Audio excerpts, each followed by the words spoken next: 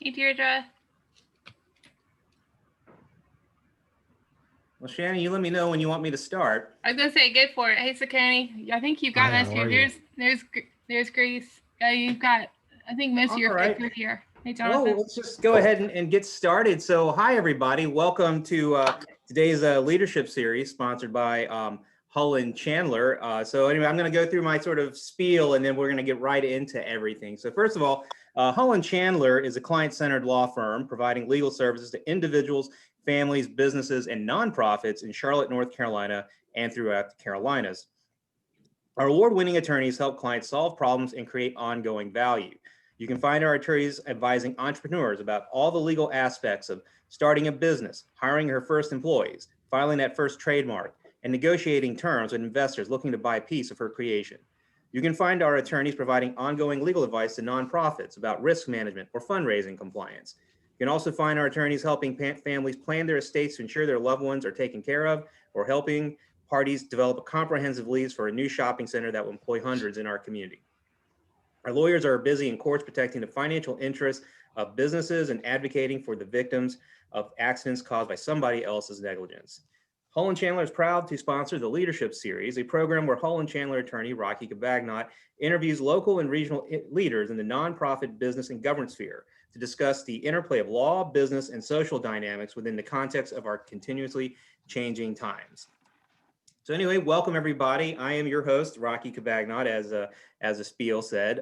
Prior to coming here to Hull and Chandler, where I provide legal services to address the unique legal needs of nonprofits and public charities, I spent time as an executive director of a federally funded community action agency for a little over 2 years. And then prior to that, I was a clinical legal educator at the Charlotte School of Law, where I supervised the Community Economic Development Legal Clinic, which provided legal services to quite a number of nonprofits here in the Charlotte area.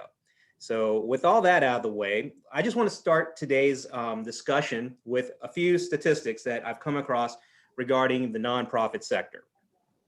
So it's estimated that 80% of the nonprofit workforce in New York City is made up of people of color, and 80% of those workers are women of color. Yet only 16% of nonprofit CEOs in New York City are people of color, which means an even smaller cohort are women of color and an even smaller cohort are Black women. One study of more than 140 nonprofits found that white-led nonprofits had budgets that were 24% larger than those led by people of color. Groups led by Black women received less money than those led by white women and Black men. Unrestricted net assets, we all know that, the best kind, one would know donor restrictions, of Black-led groups were a whopping 76% smaller than those of white-led groups. In a study of nonprofit executives conducted by the Building Movement Project, over 50% of executive directors and CEOs of color report a quote-unquote lack of relationship with funding sources, compared to 33% of their white counterparts. In the book, Decolonizing Wealth, author Edgar Villanueva notes that 92% of foundation CEOs and 89% of foundation board members are white. The nonprofit sector has been trying to promote issues of diversity, equity, and inclusion. Go to any nonprofit conference and there will certainly be conference tracks related to diversity, equity, and inclusion. Following the lead of many Fortune 500 companies, many larger foundations and public charities have started hiring chief diversity officers. However, is the nonprofit sector going far enough to truly champion diversity, equity, and inclusion? Today, we'll be talking with Tayuanee Dewberry, the executive director at Temple Israel of Charlotte. Prior to taking the reins at Temple Israel, Tayuanee was executive director at Right Moves for Youth for over 15 years. I think this testimonial I saw from a former Right Moves board member on her LinkedIn page was very telling. It says, quote, "I had the pleasure working with Tayuanee while I was on the board at Right Moves for Youth. Tayuanee transformed the organization that was in disarray at the time and made it into a sustainable nonprofit. She's very adept at strategically determining the path forward, communicating that vision, and to rally her team to execute on the vision. She's a level 5 leader for sure, caring deeply about the people she worked with and the organization she worked for. She will continue to be successful in the future because of her drive to continuously improve herself and whatever organization that is lucky to have her. Well, today, the Leadership Series is lucky to have Tayuanee on today's show. And so everybody would like to welcome Ms. Tayuanee Dewberry to the Leadership Series. Thank you, Rocky. That's a glowing review. I don't think I've actually read that one, so I'll go back and look at it after this call. I promise you, it's there. It's pretty big. So let's start, Tayuanee. I think a friend to many of us here in the nonprofit sector has a podcast, Pat McDowell, and he loves to ask it's a great podcast. So if you guys want to listen to a good one, I'm gonna put a plug out for Patton. But he always starts off every show, and I'm gonna crib from that. What was your journey to nonprofit leadership? My journey to nonprofit leadership was an absolute kind of failing forward. I started out, I came out of college and went right into the corporate sector, and really wanted to get into my field, which was business. And I was a concentration in management information systems. And I did that for a little while. And I had a group, it was a community development organization back in my hometown, who started reaching out to me, asking me if I were interested in making an impact in what was, and still is, one of the most economically challenged areas in our country. Okay, where was that? That was in Rutherford County. All right. What towns are in Rutherford County? What, like, kind of put us in context. Forest City, nobody ever knows where that is, going toward Asheville. Okay. So it's a mountain county. All right. It is.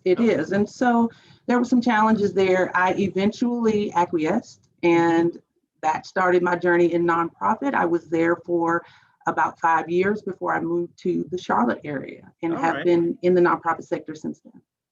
All right. So I think it sounds like, from what I can see, you spent a lot of time at Right Moves for Youth. And so I mean, the glowing testimonial said that when you got there, it was a time of disarray. So I'd just love to get your perspective of coming into this organization, and sort of what was that experience like for you? It was at first a bit disillusioning. You alluded to some of the issues that made it such that the organization was in disarray. Anytime you're dealing with an organization that has minority, particularly Black-led leadership, and that is predominantly serving minority students, there are disparities in a lot of areas, but particularly with regard to funding and resource acquisition.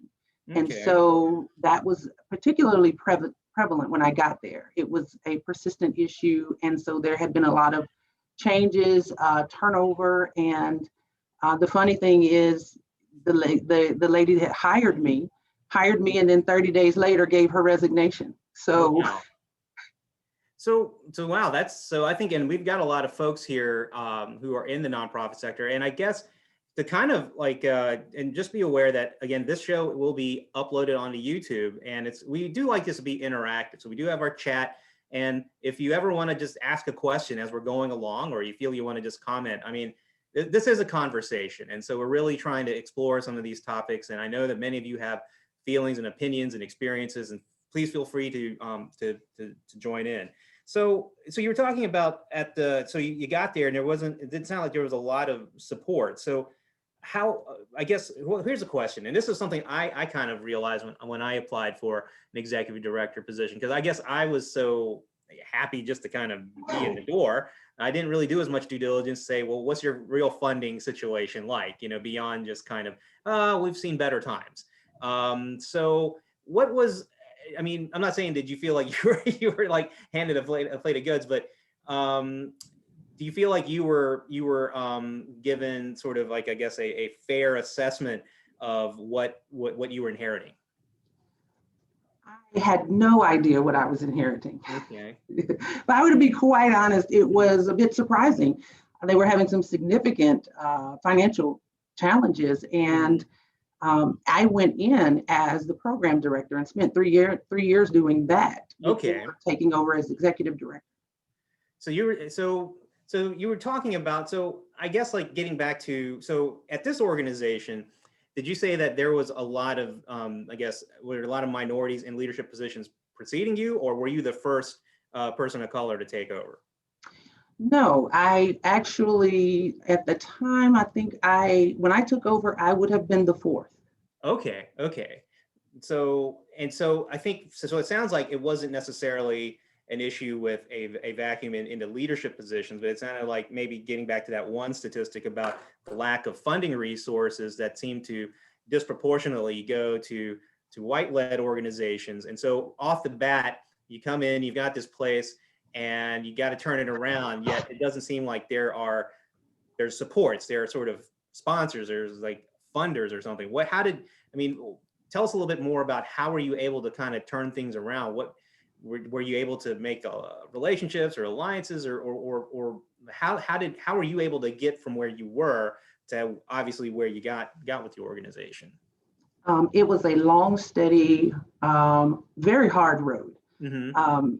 You have to think about it. The challenges that nonprofits, particularly who have minority leaders, face is that the disparities in funding often perpetuate the very issues that we're trying to address. We have these social ills that we're trying to alleviate, but the funding models and the ways that access to resources are prevalent actually perpetuate the very thing that we're trying to address. So we become a part of the very system and the issues that we're actually trying to deal with. Imagine, what that is like when you walk into an organization, and it's compounded because it didn't start with me. Mm-hmm. These issues they preceded me and were something that I had to face head on. So it was a lot of making a lot of connections and mm-hmm. trying to do things that were a little bit unorthodox.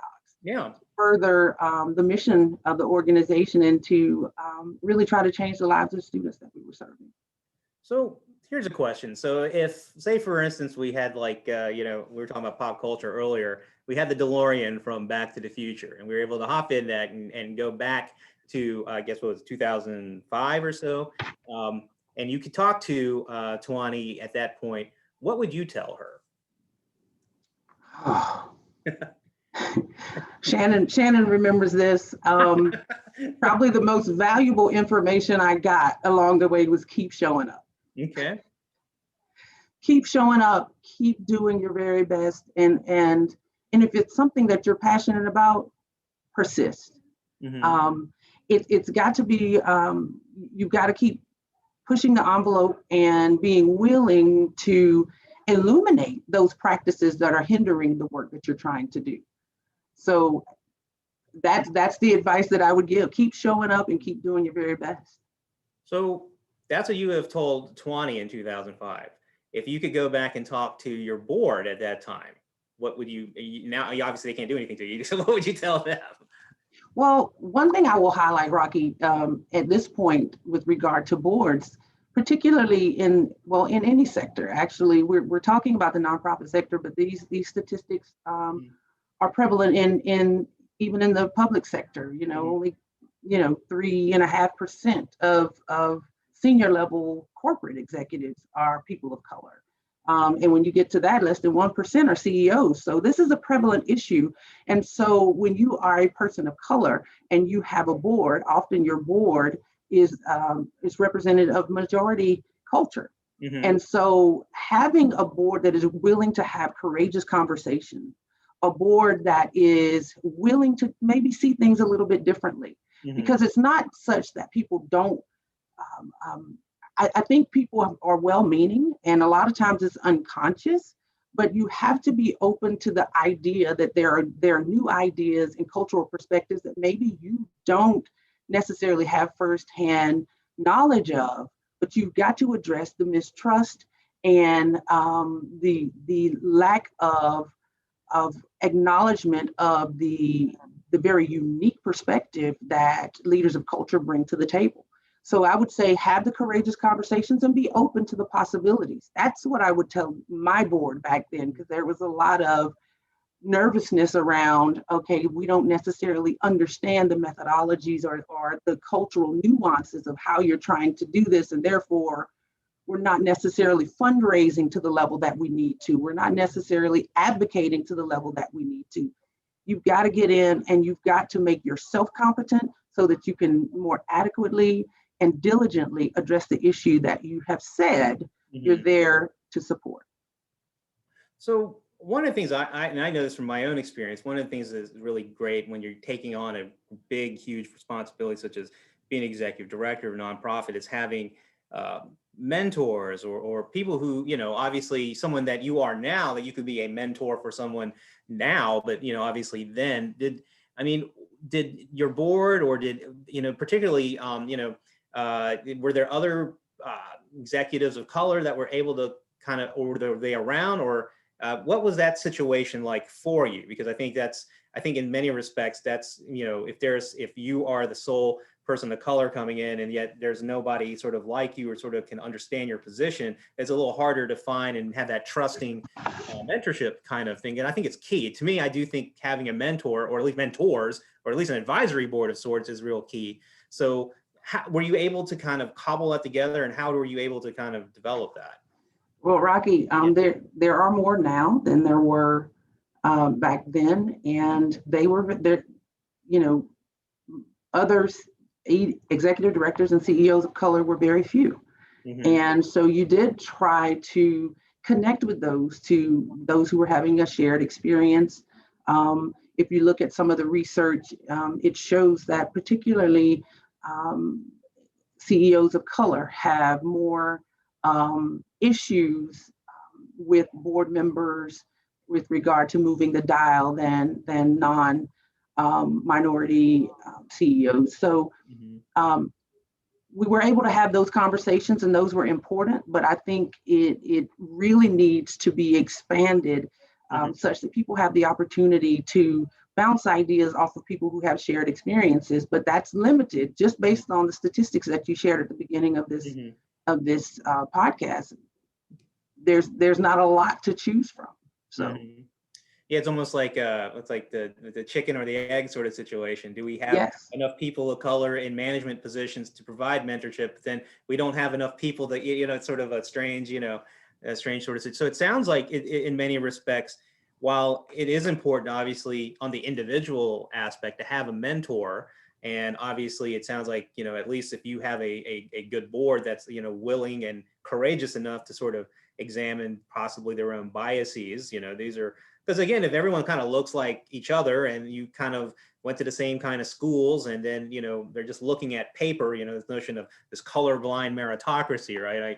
I submit my resume, there's my name, my degree, and it's like, oh, you were in this fraternity or this sorority, you know, or oh, you went to this boarding school or prep school or something like that. You know, there's already kind of a click there. And I think that if, you know, the nonprofit sector, and again, I think, you know, one of the theses of this particular episode is that, the nonprofit sector is holding itself out to promote issues of diversity, equity, and inclusion. You know, I think you know, again, I mean, I can't think of a conference that I've gone to in the last 5 years that hasn't, you know, tried to address, you know, race in some way, shape, or form.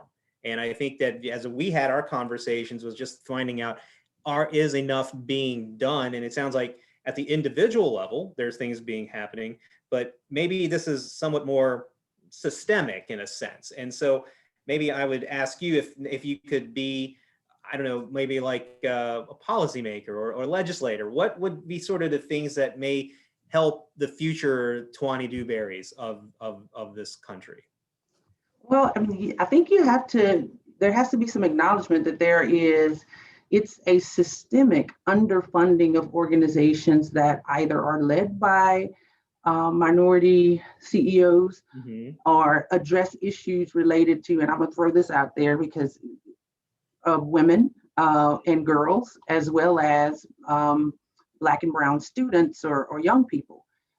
It's underinvestment and it's racial bias that come into play. And so you have to address the systemic issues that are affecting the ability of these organizations to to do the very thing that they're trying to do. It really thwarts the impact. And so it has to be on the level of policy and advocacy to move the dial on these things. There's got to be a champion out there. We're not having the necessary conversations. And I will say this, there's sort of a leadership vacuum in general that I feel like we've gotten to a point where we can't have conversations that move us toward understanding.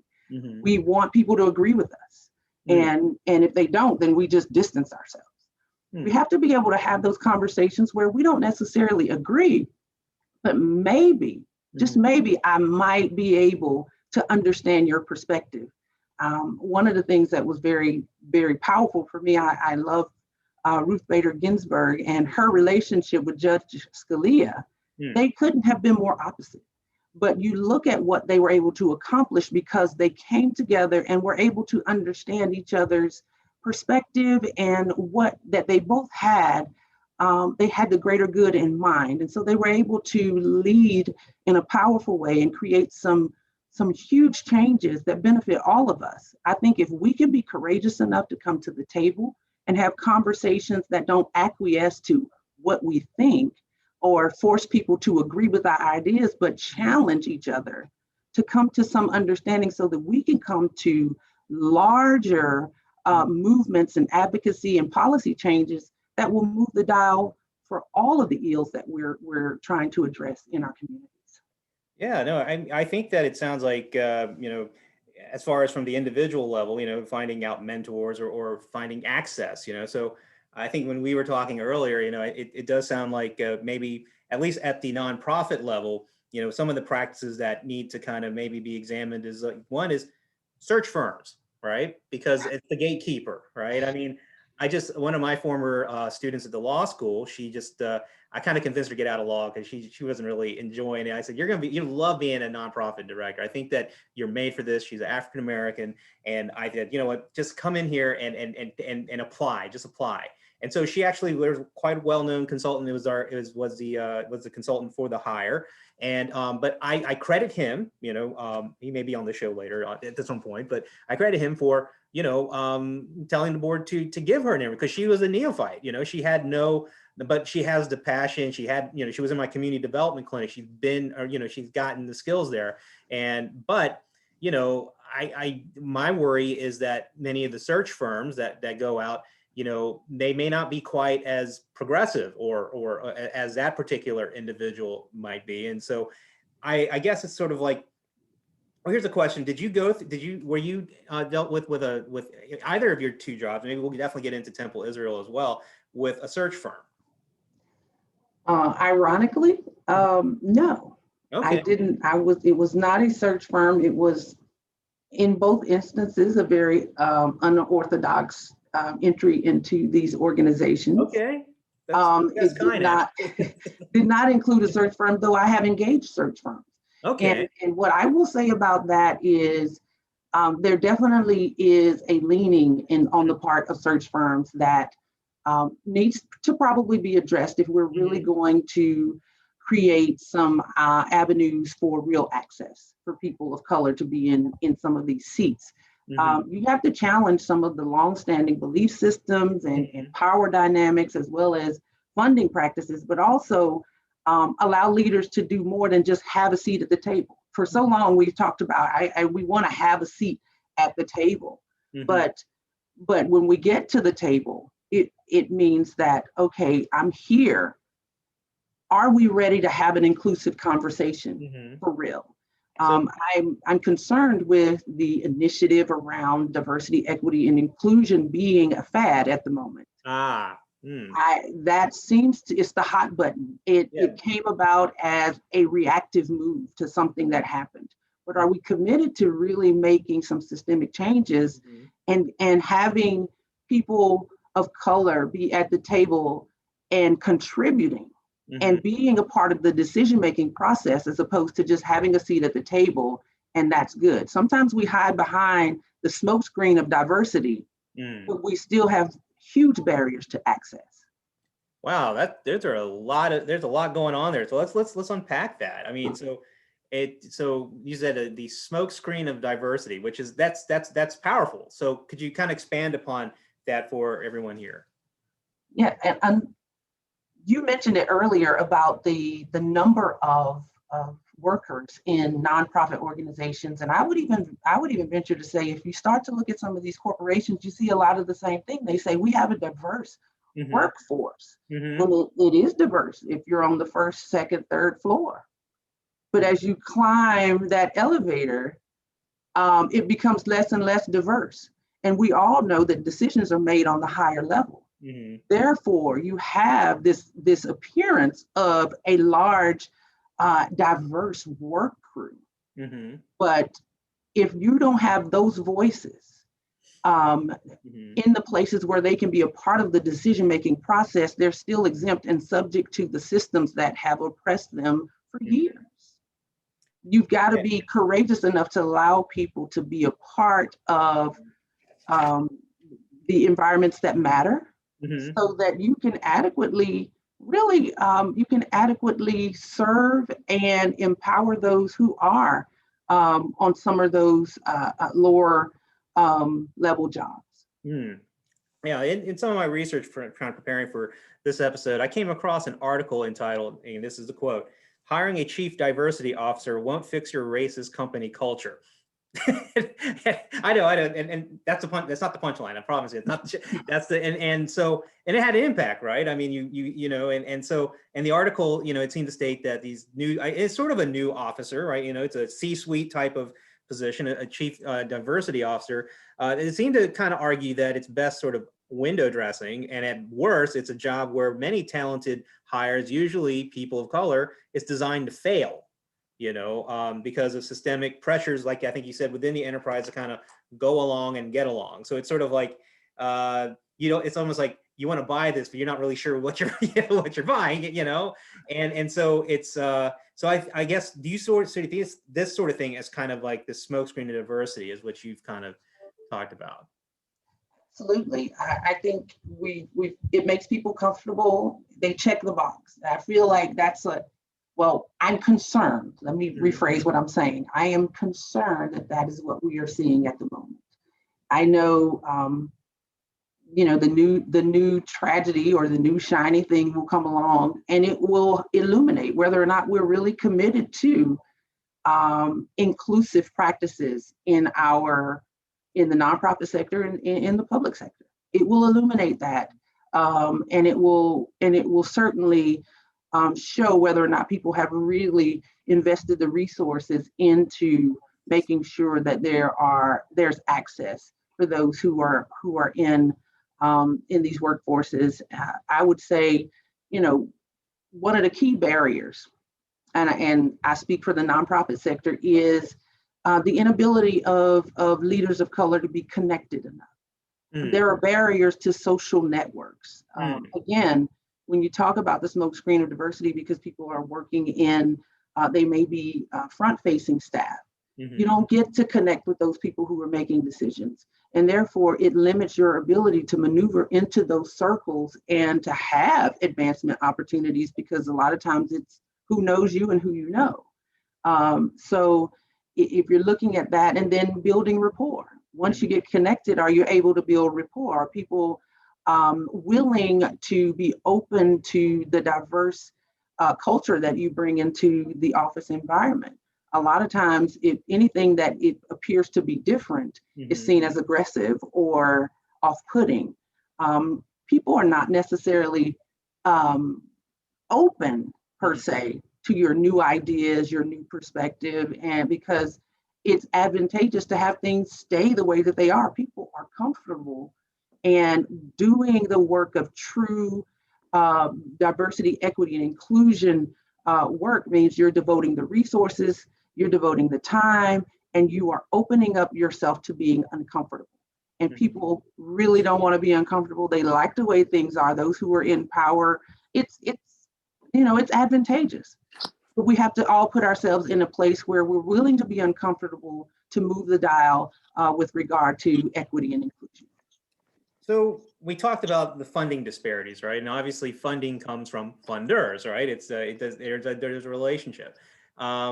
If I had a magic wand and I was able to bring in Congress philanthropic organizations, foundations, foundation boards, CEOs, and you were able to have an audience before them.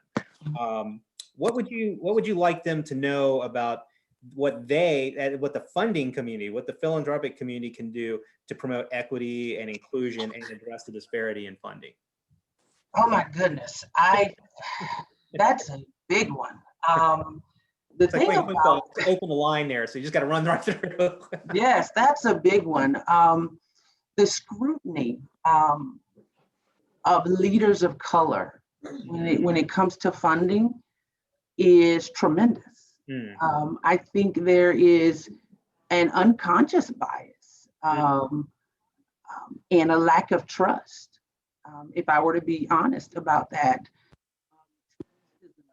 the effectiveness, the professionalism, the ability of people of leaders of color to maneuver and to be successful. But I will tell you that you have to empower leaders of color who are addressing issues in their communities as the expert in those areas. A lot of times we see it and we'll do studies, and sometimes we miss the cultural nuances necessary to really impact some of the social ills that we're dealing with, because we're not necessarily allowing these leaders to have the liberty and freedom to come to the table with some of the really innovative ideas that come from experience.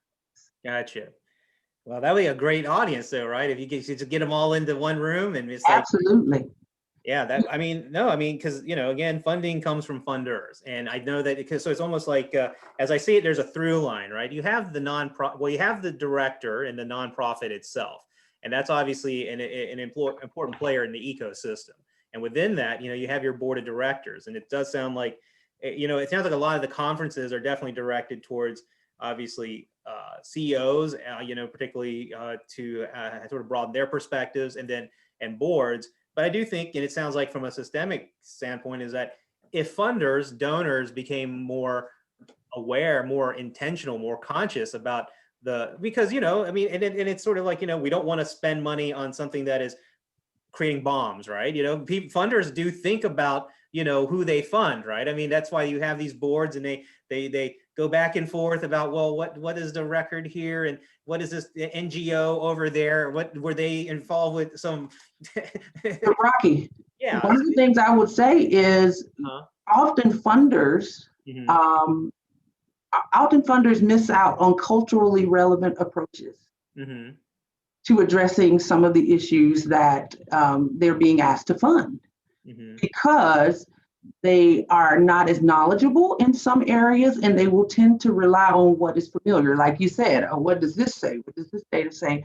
But often it lacks the cultural nuances, again, and the relevant approaches that are necessary for real impact. So I think we've got to come with a balanced approach and be willing, again, to have some conversations and invest in some things that maybe are not as familiar.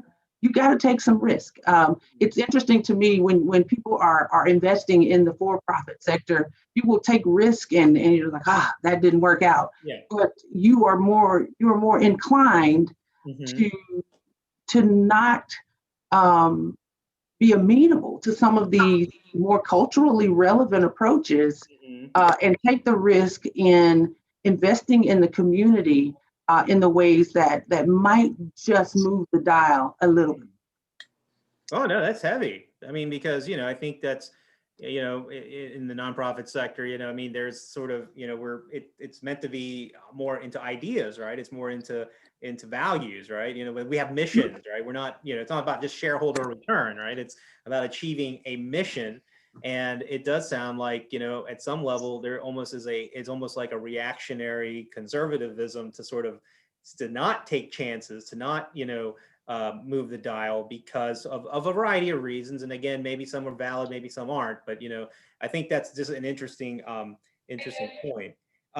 So I think that, when Shannon introduced me to you, I think the first thing that kind of popped out to me was that you are a new executive director at Temple Israel. I think a lot of folks may be looking at the link. Maybe they went to the LinkedIn, they started looking at it, and they said, okay, Right Moves, Temple Israel. You got to tell us this story. How did Tayuanee become the executive director of Temple Israel? Well, that's an interesting story. I actually became the executive director at Temple Israel. I was at Right Moves for Youth for 16 years. 13 of those years I was executive director, and I actually, in my workings and making those connections you talked about, which were probably a much longer road than some others, met some folks who happened to be a part of the Jewish community. In fact, I met a lot of great folks who were part of the Jewish community. And it's one of those stories where they were able to see my skills as transferable and valuable to the Jewish community in this particular seat. So it's a very rare thing, but it can happen when you have open-minded individuals who are willing to see the skills and not be deterred by the differences that are very obvious. I am not Jewish. This is the first time they've had a non-Jewish executive director, but really saw the value in business acumen and experience that I'm able to bring to this position. And again, when you're able to be open-minded and you have access to some of the social networks, you can really push the dial on inclusion and access in a way that we haven't been able to do in previous years. That's great. Well, tell us about your relationship with this board then. I guess you're there. I mean, obviously, it sounds like, and this is my observation, is the things that you were talking about boards being intentional, about maybe being a little more risk taking, right? I mean, if you're in a Jewish community and you hire an African-American woman, on some level, it's like, well, she's not Jewish, she's not, what are we doing here? But like you said, in the for-profit sector, when people they go outside the box, like in sports, they'll hire, like in the NBA, they'll hire someone who coach basketball in Israel, or Europe, and people like, oh, they're thinking outside the box. They're not just looking at, well, these are the franchises, the 30 franchises. You obviously have to coach at one of these. It's sometimes seen as it's oh, this is monumental. This is a big idea. Bring somebody from a whole Russian basketball league and coach in the NBA or something, and people don't bat an eye. They're like, oh, that's fantastic. That's innovative. Maybe they will bring a certain skill set that we don't even know here in America here to our program. And so, I mean, in many respects, what I see, and to me, at least as it stands, it looks like this is a model of what you're talking about, is that it doesn't seem like this particular organization is hiding behind the smokescreen of diversity. You said, I mean, the proof's in the pudding, right? It's in law school, we would say res ipsa loquitur, the thing speaks for itself, right? It sounds like, at least from here, would that be a correct assessment, or am I blowing it up a little too much? I would absolutely say this was a monumental decision on the part of the board here at Temple Israel. I will tell you that it did not come without some of the nuances that we have alluded to. I actually, at the end of the interview process, said, was this normal? It was not. There was a lot of skepticism on the part of some board members, and I appreciate their willingness and ability to come to the table and have difficult discussions around whether or not having someone who is African American lead the organization was the best idea. Was it the best idea to have someone who was not Jewish to lead the organization? Those were real candid and very vibrant, I'm told, conversations that went on during this process. But my interview process was that of about 4 or 5 different rounds. Apparently, that's about twice, 2.5 times what it normally is. But, that being said, I commend them for being willing to have the outlook and have those conversations. Clearly, when you're doing something new and you are getting outside of your comfort zone, which clearly they were doing, it may take a little more effort, it may take a little more diligence, and it may take a little more time. But I hope that what comes out of this is that it is worth it. Mm-hmm. And I would encourage those who are sitting on boards of other organizations, whatever time and resource input it takes, Mm-hmm. to do due diligence and to be open to the possibility of inclusion and access. Please be willing to have those conversations. So here's a question: with that particular board, do you know of any time prior to obviously your application, had they? I mean, maybe you can even look in the minutes or something. Had they done any diversity inclusion workshops, any kind of training, any kind of intentional work? Because I'd love to see if there was a relationship between any kind of prior, race equity work and then this particular, or were they just the right people that they just had it internally? We're kind of doing it backwards. Okay. There's a lot more equity and there's a lot of equity and inclusion work going on now.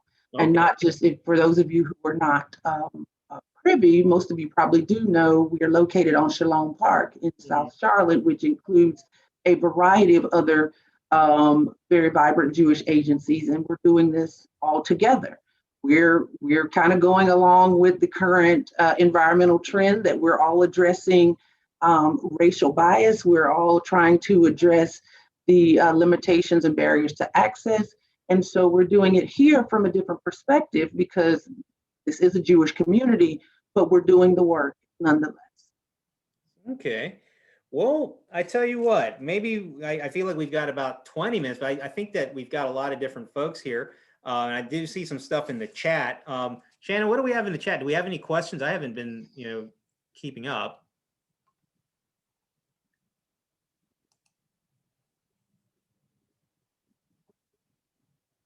Oh, you're on mute, Shannon.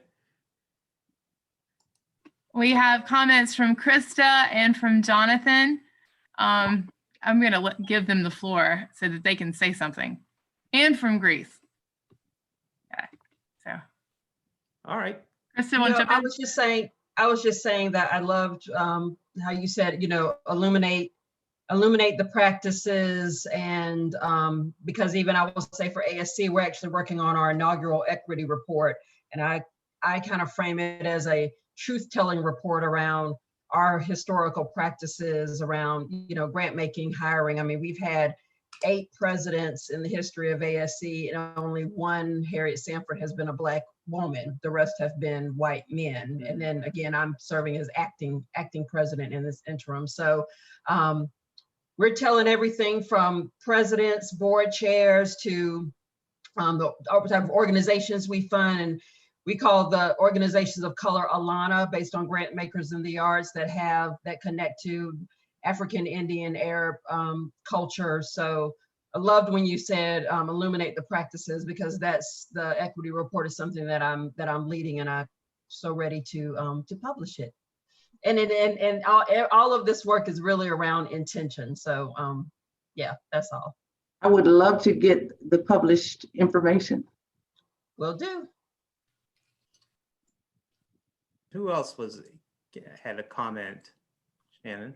Deirdre did, and I think Jonathan had a comment. Yeah, mine was really the invitation or illuminating the practices, and it was a similar thing that in order to create sort of a virtuous workplace, part of it involves virtuous practices and virtuous habits. And North Carolina's state motto is to be rather than to seem, but in just about every kind of organization, it's a lot easier to try to seem to be something than it is to truly be it. And we have to figure out what those practices really look like. And so that's why I appreciated that. And I was really just kind of riffing on the theme. I would agree with that, Jonathan. One of the things that I was actually talking to a colleague who works in the for-profit sector, and she said to me, well, they pulled me in to be a part of their diversity, equity, and inclusion committee, mostly because in this it's a global company. She said, I'm the only African-American female in senior leadership. And so I kind of got a nice pay bump, and I got a promotion because they needed somebody to represent. And I said, well, just make sure you do a good job and push the envelope. But again, was it a thoughtful decision, or was it a knee-jerk decision because everybody's doing this now? And are we committed to the work? She said, I feel like, it was kind of a, this is happening, and they needed to check the box, and they needed to have somebody who looked like me. She said, but I fully intend to capitalize on the opportunity to be at the table. Even if they just want me to be at the table, I intend to speak and be heard. So, again, they probably are thinking they're going to seem, but we have to be committed to coming authentically to the table and challenge those leaders to be what they say they are. Any questions, any other comments or questions? I mean, this is an opportunity now at the end of the show to sort of bring people in. And I know that people have like comments. You've got Tawani here who's got, I mean, we're open for any kind of questions or comments now. This is an opportunity to hop in. Well, I would say, this is Deirdre. Tawani, I appreciate everything that you just said. And to highlight just a couple of things that really, really hit home for me is remembering that getting outside of your comfort zone, it's going to take time, and that's okay, because getting outside of that comfort zone is a good thing. And you've got to keep showing up, you've got to keep persisting, and you've got to keep doing your best. I think that oftentimes we kind of get wrapped up in our moments. None of us has a lot of time, but we've got to make sure that we put forth that effort. And certainly, we don't want this to be a fad. This is very important to all of us. So I really appreciate it. And I wanted to say hello to Krista Terrell. Had a chance to see her. I haven't seen her since church. So good to see you out there, Krista. You too. And I would say this, Deirdre, we have to think about this. I think sometimes, people come to the table thinking, well, if we engage in this diversity, equity, and inclusion work, we're helping them. We've got to reframe that. Yes. The helping is going to be all inclusive, because when we can come to the table with all of the perspective and the experience that we all bring, what a wonderful leadership structure we can create that advances the greater good. We can't keep thinking about it as, oh, we've got to do this for this group or that group, women or Latinos or African Americans. We've got to think about the value that each of those groups bring to our think tank that could help us, whether it's a nonprofit moves the dial on social ills, or if it's for profit. How many more people can you adequately reach with your product or service if you really are listening to who's inside your think tank, really listening and bringing those thoughts to how you develop your products, how you develop your delivery? It's going to be a win-win for everyone if we're willing to be uncomfortable for just a moment to do the real work. Yeah, I agree with that. I think there's like this saying about, I'm gonna butcher it, but it's a beautiful saying that, something about, if you come to help me just to help me, then don't bother. But if you come to help us because all of our liberation is bound together, then take my hand and let's be together. And I think that's kind of a way to look at as, and sort of reframing and thinking that the work, and I guess maybe that's the shorthand, the work is there because we do have a history of just racism and oppression in this kind, it's kind of baked in. And I think this is why a lot of folks are trying to do this work, and it's going to take some time, but I think that ultimately everyone will be free if we can all do this, but it's going to take a lot of uncomfortable conversations. I know it's, I think we were talking about pop culture, right? Talking about 90, what's it, Krista, like 92, 93. What was another big song back then, right? Was it En Vogue? I remember Free Your Mind, and to Be Colorblind, remember? And then that got in my head. I'm a Gen Xer, right? I'm like, I gotta be colorblind. That's what En Vogue said, to be colorblind, right?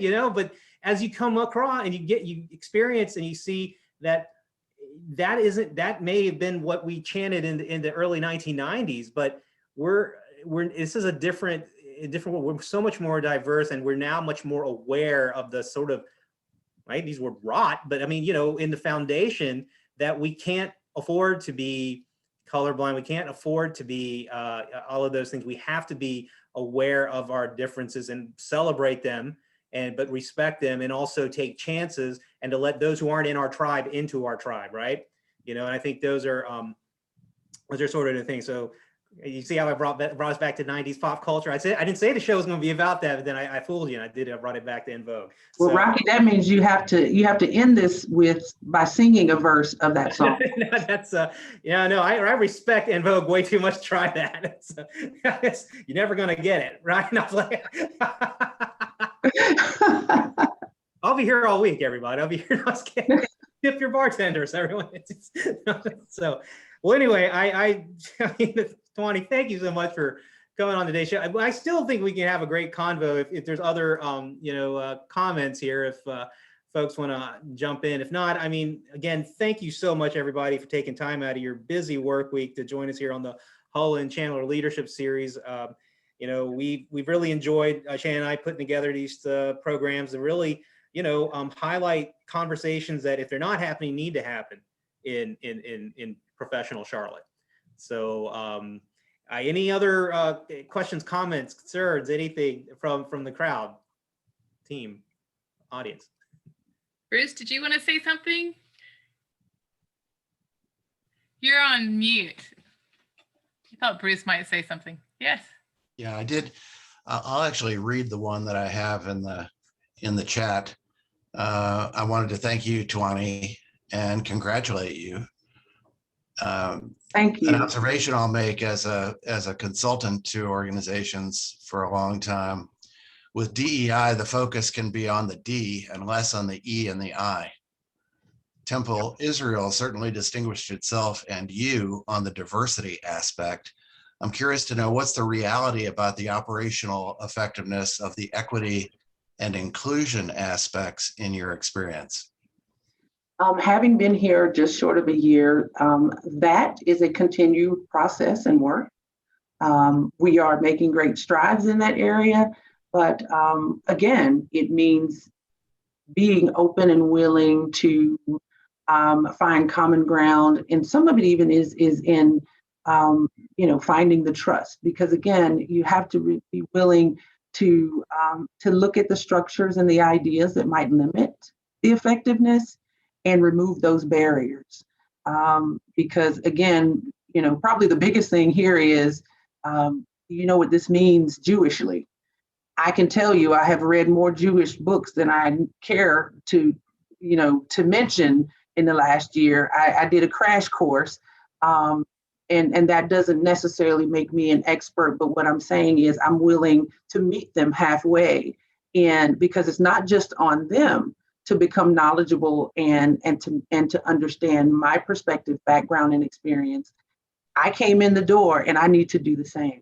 So we're working through the operational effectiveness, and it's getting much better day by day as we continue to figure out what works and clicks.